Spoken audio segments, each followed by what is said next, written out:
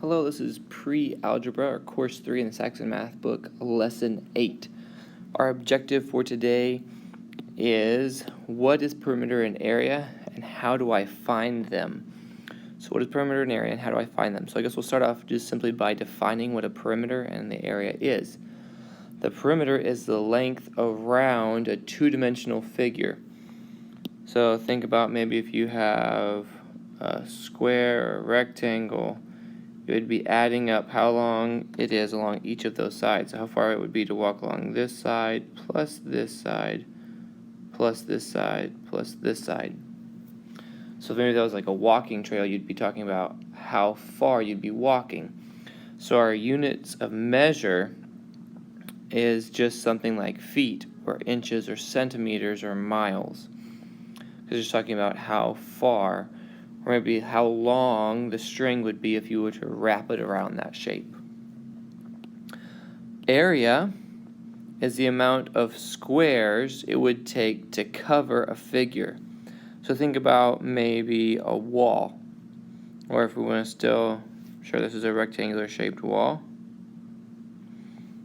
If I was using little, say, sticky notes, how many of those sticky notes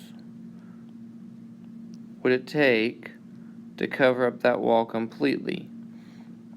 You can kind of see how that would kind of keep going. And maybe over here on the side, I might have to start cutting them in half or something like that to make it fit perfectly on the wall. But the idea is, how many squares would it take to cover it?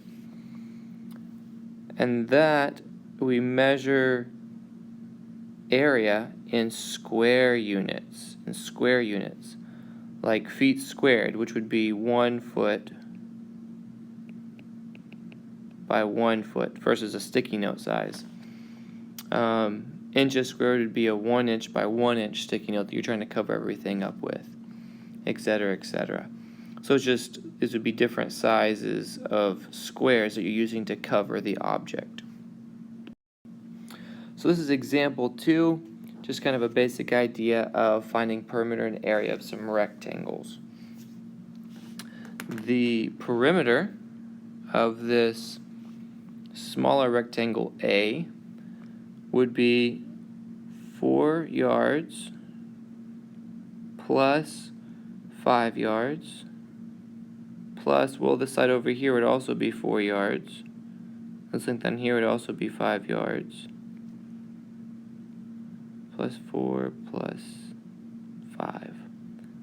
So if we add all those up, that would be 18 yards.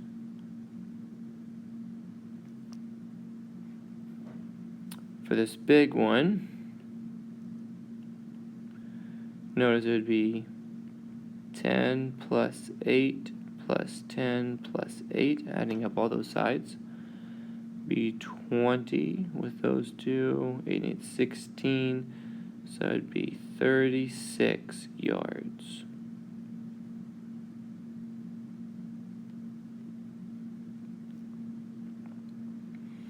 And to find the area, you simply multiply the height by the width, or the length times the width. So just the two dimensions of each rectangle you're going to multiply together. So to find the area, I would multiply 4 times 5, which is 20. And since we did yards times yards, that would be yards squared. So the answer would be yards squared. This one up here would be 10 times 8. Really properly, if I wrote this properly, it would be 10 yards times 8 yards, which would be 80. Yards times yards would be yards squared. So that's part A and B of example 2, which just said simply find the perimeter, find the area. Well, part C says, how does doubling the length and width affect the perimeter of the rectangle? notice here, this is 5, and if you double 5, you get 10. If you double 4, you get 8. So I've doubled the length and the width from A to B. So let's see, how does it compare? How does 18 compare to 36?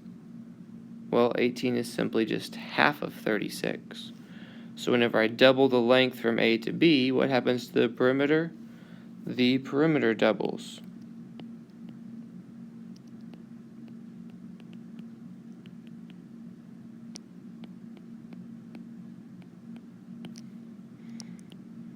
For part D, it says, how does doubling the length and width affect the area of the rectangle? So how did that change? I changed from 20 up to 80. Well, notice if I took 20 and multiplied by 4, I would get 80. 20 times 4 would give you 80. So I would say the area is 4 times as big. Which, if you'll notice, you don't have to write this, but that would be 2 squared, or 2 times 2. 4 times as big. This is practice set F. Kind of our instructions on this are just find the perimeter and the area of a room with these dimensions. I've done a rough sketch of it here. The book did it a little bit better if you want to look at that picture. So first, let's find the perimeter. I have to add up all these sides. This one, plus this one, plus this one, plus this one, plus this one, plus this one. So I should have 5 numbers. 1, 2, 3, 4, 5, 6 numbers.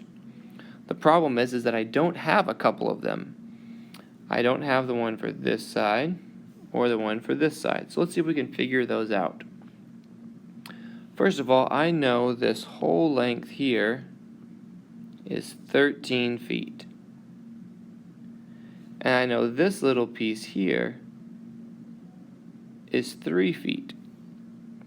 So since I know the top one is 13, wouldn't it make sense that right here is also 13 feet? And since I know this little one is 3 feet, wouldn't it make sense that from here to here would be 3 feet?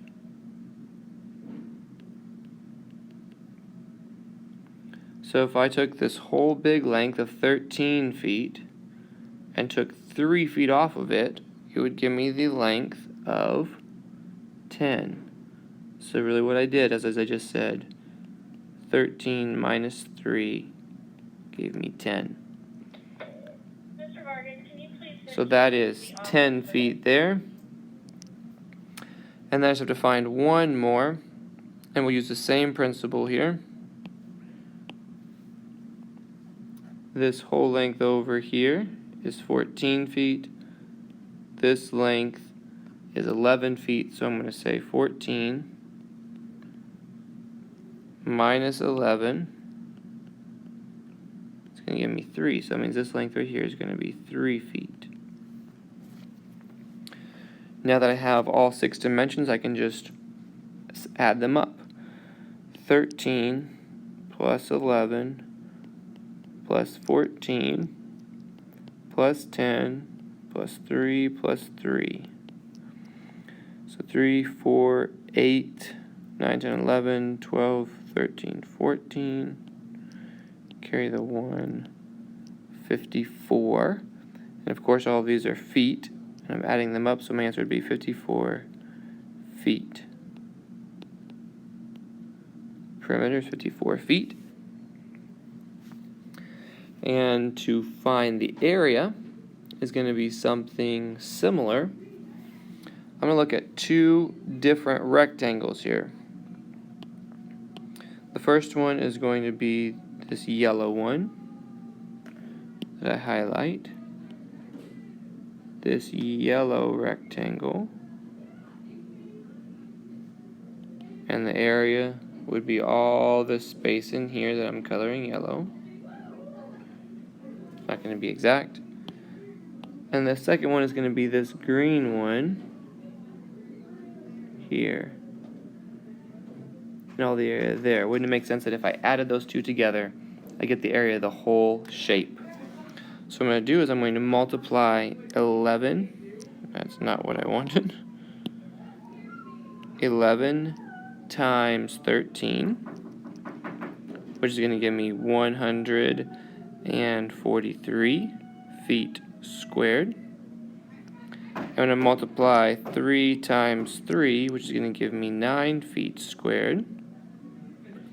Whenever I add those together, that's going to give me 2, carry the 1, 5, 152 feet squared. That's what the area is equal to. Alright, I think that should get you the basic idea. Your homework is down here on the bottom, as I'm sure you already saw. Good luck.